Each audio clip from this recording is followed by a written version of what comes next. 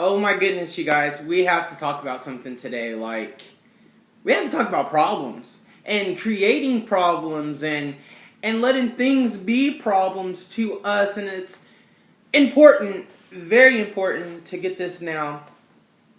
I'm gonna tell you something. When God is dealing with you with something, you just have a knowing. Like you just know that God is dealing with you. And that is the time that you let God work through you and you get it fixed. Get the situation, get the problem that you're making fixed. Because who wants to go through the wilderness over and over and over? Let's get it done now.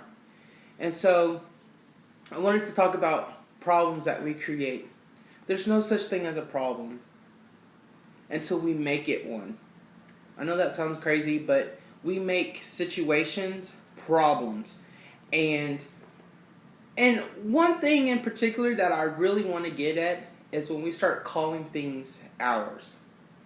Like, oh, my sickness, my this, my that. We gotta change that. We gotta start speaking things on a higher level. It's a poor way of thinking.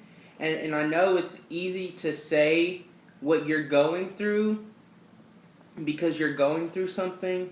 And so, but you never really hear people say, oh, today is great. I feel good. My health is wonderful. No, you just hear things like, oh my goodness, I feel sick today. My head is hurting. My head is hurting, and all this stuff. It's just it's confusion. We don't want to be in that place, right? So why are we talking about that place? Why are we calling ourselves in that place? It's time for us to start speaking out of that place. It says in the word that to call those things as though they're not, as though they were. I believe that we have to start speaking of what we want so we can start seeing a manifestation of the things that we want and want to see.